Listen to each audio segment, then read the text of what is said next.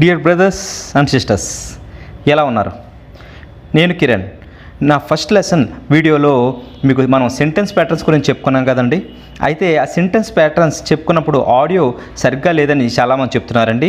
So ఆ video మళ్ళీ ఇంకా బాగా నేను చెప్పడానికి ప్రయత్నించి ఈ వీడియో చేస్తున్నాను sir. Sentence patterns. A sentence pattern is an arrangement of words.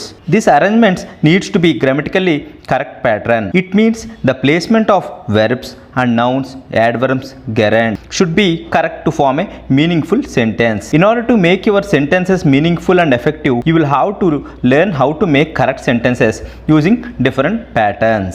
Sentence అంటే ఏంటండి? పదాల యొక్క సమూహము. ఈ పదాల యొక్క సమూహం గ్రామర్ పరంగా ఒక క్రమ పద్ధతిలో, అంటే ఒక తప్పు లేని పద్ధతిలో కనుక మనం పెట్టాలి అంటే ఈ verbs, nouns, adverb, gerund, parts of speech ఉన్నాయి కదండి, ఇవన్నీ కూడా వాటి యొక్క సరైన స్థానంలో ఆ వాక్యం అర్థవంతమైనదిగా ఉండాలండి. సో ఆ వాక్యాన్ని అర్థవంతంగా మారాలంటే ఏమవ్వాలండి? వాక్యాలు అనేవి తప్పు లేకుండా కొన్ని ప్యాటర్న్స్లో ఉండాలండి. వీటిని సెంటెన్స్ ప్యాటర్న్స్ అంటారు. వీటిలో రకాలు, types of sentence patterns. Number 1, subject verb. Subject verb అంటే ఏంటండి? సబ్జెక్ట్ అంటే ఎవరు? పని చేసే వారిని సబ్జెక్ట్ అంటారు, పనిని వెర్బ్ అంటారు. For example, birds fly. ఇందులో సబ్జెక్ట్ ఎవరండి?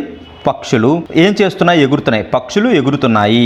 సో ఇక్కడ ఫ్లై అనేది వెర్బ్, బర్డ్స్ అనేది సబ్జెక్ట్ అవుతుందండి. Next example, everyone in the room laughed. Everyone in the room is subject and laughed is the verb. ఇందులో ఎవ్రీవన్ అంటే ఏంటండి? రూమ్ లో ఉన్న ప్రతి ఒక్కళ్ళు. లాఫ్డ్ అంటే నవ్వారు. ఈ ఎవ్రీవన్ ఇన్ ద రూమ్ అనేది సబ్జెక్ట్, లాఫ్డ్ అనేది వెర్బ్ అవుతుందండి. Next pattern, subject verb adjunct. Adjunct, ఇందులో అడ్జంక్ట్ అంటే ఏంటండి? Adjunct tells how, when and wear an action is performed. అంటే అడ్జంక్ట్ ఏం చేస్తుందండి? పని ఎక్కడ జరుగుతుంది, ఎలా జరుగుతుంది, ఎప్పుడు జరుగుతుంది అనేది చెప్తుందండి. For example, birds fly in the sky. అంటే ఇక్కడ పక్షులు ఆకాశంలో ఎగురుతున్నాయి. పక్షులు ఎగురుతున్నాయి ఎక్కడ? In the sky. So in the sky అనేది అడ్జంక్ట్ అవుతుంది, ఫ్లై అనేది వెర్బ్ అవుతుంది, బర్డ్స్ అంటే సబ్జెక్ట్ అవుతుంది.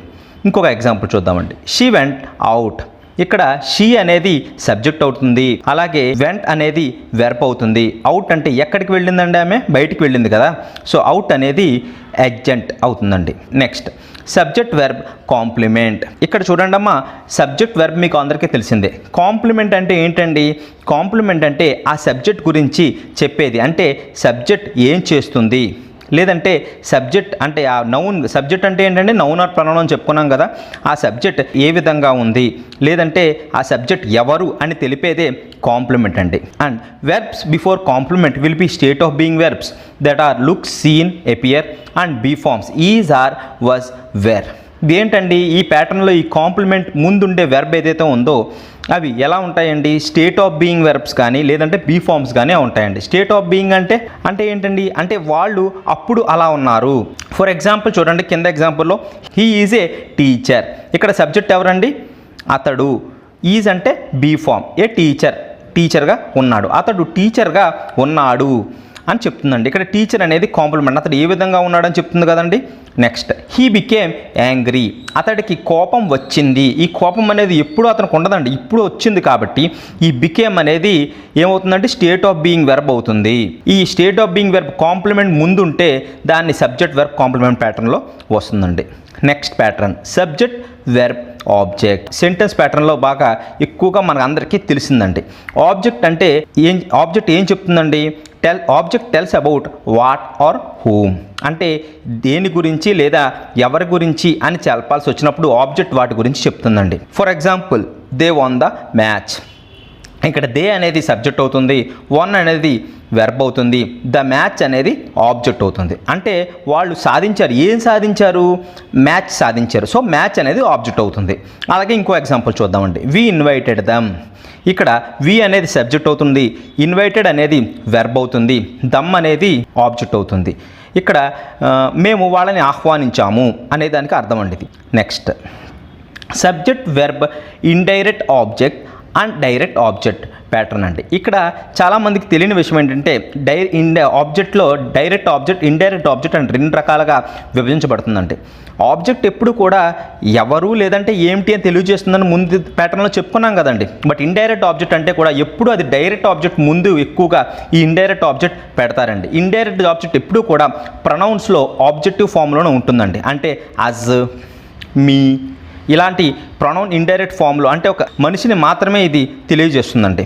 ఫర్ ఎగ్జాంపుల్ చూడండి అమ్మా, he taught us English. He taught us, ఇక్కడ హీ అనేది సబ్జెక్ట్, టాట్ అనేది వెర్బ్, అస్ అనేది ఇండైరెక్ట్ ఆబ్జెక్ట్, ఇంగ్లీష్ అనేది ఆబ్జెక్ట్. అతడు మాకు ఇంగ్లీష్ నేర్పిస్తున్నాడు. ఇక్కడ మాకు అనేది ఏదైతే ఉందో అది ఇండైరెక్ట్ ఆబ్జెక్ట్ అవుతుందండి. అతడు అనేది సబ్జెక్ట్, టాట్ అనేది వెర్బ్, ఇంగ్లీష్ అనేది అసలు ఏం నేర్పిస్తున్నాడు అండి, ఇంగ్లీష్. సో అది ఆబ్జెక్ట్ అవుతుంది. Next, I gave her my watch. అంటే నేను ఆమెకి నా వాచ్ ఇచ్చాను. ఇక్కడ ఐ అనేది సబ్జెక్ట్ అవుతుంది, గేవ్ అనేది వెర్బ్ అవుతుంది, హెర్ అనేది ఇండైరెక్ట్ ఆబ్జెక్ట్ అవుతుంది, మై వాచ్ అనేది ఆబ్జెక్ట్ అవుతుంది. ఇక్కడ హెర్ అంటే ఆమెకి అని వచ్చింది చూడండి, షీకి ఆబ్జెక్టివ్ ఫామ్ హెర్ కదండి. సో ఇక్కడ ఆబ్జెక్టివ్ ఫామ్లో ఏమొచ్చింది, హెర్, అది ఇండైరెక్ట్ ఆబ్జెక్ట్ కింద మనం తీసుకుంటామండి.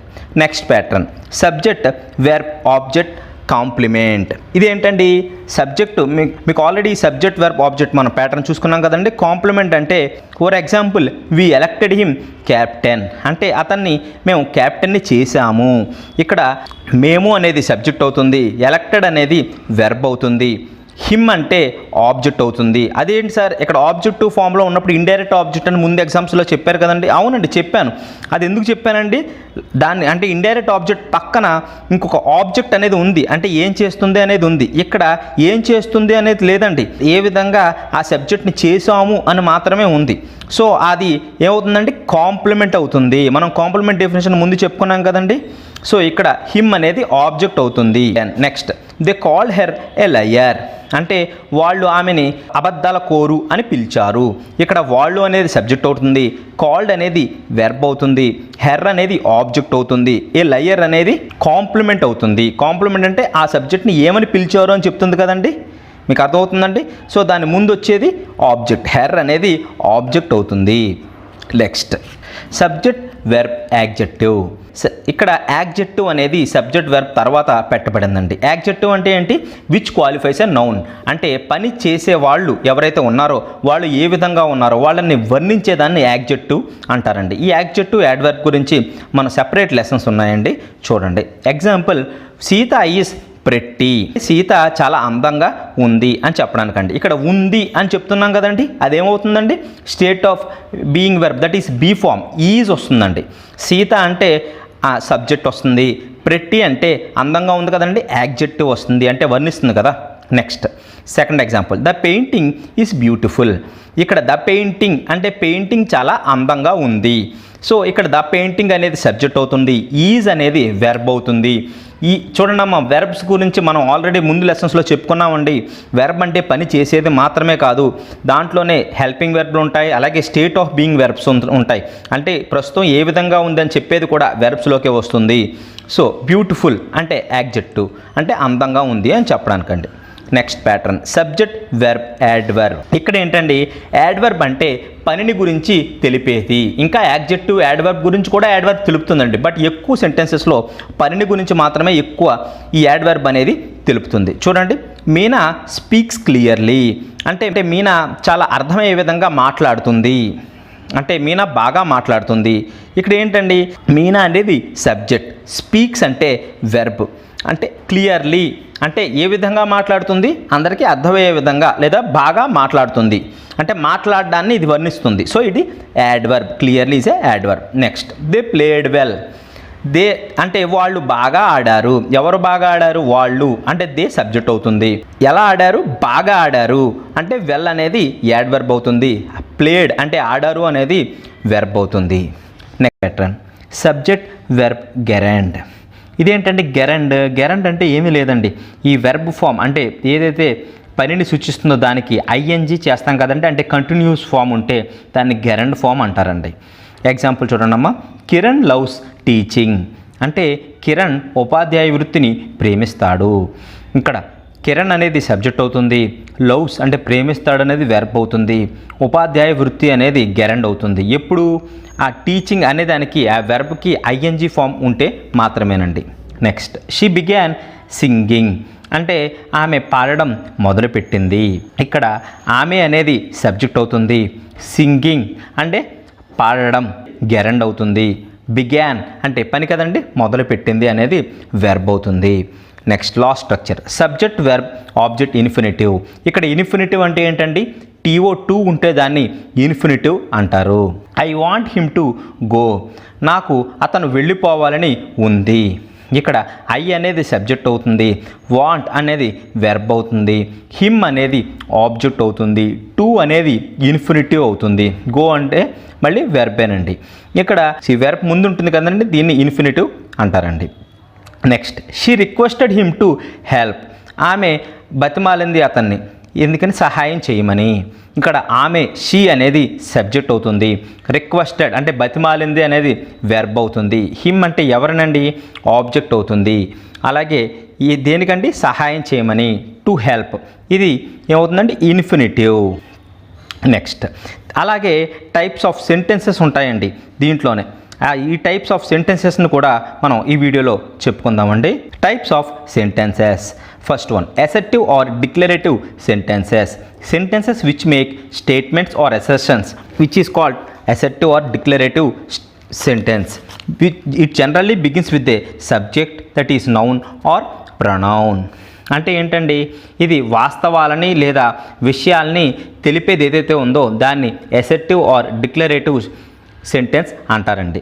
ఎగ్జాంపుల్ చూడండి, the boy stood on the burning deck అంటే ఆ అబ్బాయి కాలుతున్న కట్టి మీద నిలబడ్డాడు. Next interrogative questions, those which ask questions అంటే ఏంటంటే ఇవి ప్రశ్నలు అడిగేవండి. ఇవి జనరల్గా ఎక్కువ రెండు రకాలు ఉంటాయండి. వాటిని WH క్వశ్చన్ అని లేదంటే SR నో క్వశ్చన్ అని అంటారండి. ఇవి మనం సపరేట్గా క్వశ్చన్స్ అనే వీడియోలో మనం చెప్దామండి. ఈ WH క్వశ్చన్స్ అంటే ఏంటంటే దానికి సమాధానం ఎప్పుడు కూడా ఒక డీటెయిల్డ్గా చాలా పెద్దగా సమాధానం ఉంటుందండి. అదే SR నో క్వశ్చన్ అంటే మీరు సమాధానంగా ఎస్ లేదంటే నో అని చెప్పొచ్చండి. For example WH question, where did the boy stand అంటే ఆ అబ్బాయి ఎక్కడ నిలబడ్డాడు, ఆ అబ్బాయి పలానా చోట నిలబడ్డాడు అని చెప్పాలి కదండి answer. Next SR no question, are you coming అంటే నువ్వు వస్తున్నావా అంటే నేను వస్తున్నాను ఎస్ ఆర్ నో అని చెప్తే సరిపోతుందండి. వీటిని ఇంట్రాగేటివ్ క్వశ్చన్స్ అంటారండి. Next imperative sentence, a sentence that expresses a command, a request, an advice or a desire is called an imperative sentence. అంటే ఏంటండి, అంటే ఆజ్ఞలు, కోరికలు, ప్రార్థనలు, అలాగే విన్నపాలు వీటన్నిటిని తెలియజేయ వాటిని ఇంపెరేటివ్ సెంటెన్సెస్ అంటారండి. ఫర్ ఎగ్జాంపుల్ చూడండి అమ్మా, కమాండ్ అంటే ఆజ్ఞ, కీప్ క్వైట్ అంటే మాట్లాడకుండా ఉండండి. Next request, please bring a glass of water దయచేసి ఒక గ్లాసు నీళ్లు పట్టురానమ్మా. Next advice, you must exercise everyday to keep fit నువ్వు ప్రతిరోజు వ్యాయామం చెయ్యాలి నీ బాడీని ఫిట్గా ఉంచుకోవడానికి. Next desire, I wish to go abroad నేను పరదేశానికి వెళ్ళాలని కోరుకుంటున్నాను. Next exclamatory sentences, a sentence that expresses some strong or sudden feeling is called an exclamatory sentences. మనసును కుదిపివేసే ఆశ్చర్యం, సంతోషం, విషాదం మొదలగు తీవ్ర భావాలని తెలియజేసే విషయాల్ని ఎక్స్క్లమేటరీ సెంటెన్సెస్ అంటారండి. For example, what a beautiful voice Lata Mangeshkar has అంటే లతా మంగేష్కర్కి ఎంత అందమైన గొంతు ఉందో. హౌ రూడ్ యు ఆర్ నీకు ఎంత కోపమో. ఇలాగా ఆశ్చర్యార్థకం ఉంటుందండి వీటిలో చివరి సెంటెన్సెస్ చెప్పే వాటిని ఎక్స్క్లమేటరీ సెంటెన్సెస్ అంటారండి.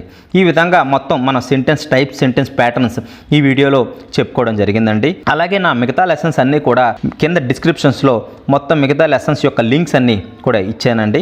దయచేసి మన ఛానల్ని సపోర్ట్ చేసి మీరు సబ్స్క్రైబ్ మీ ఫ్రెండ్స్ అందరికి కూడా చెప్పండి. Thanks for spending your valuable time on watching my video. నమస్తే.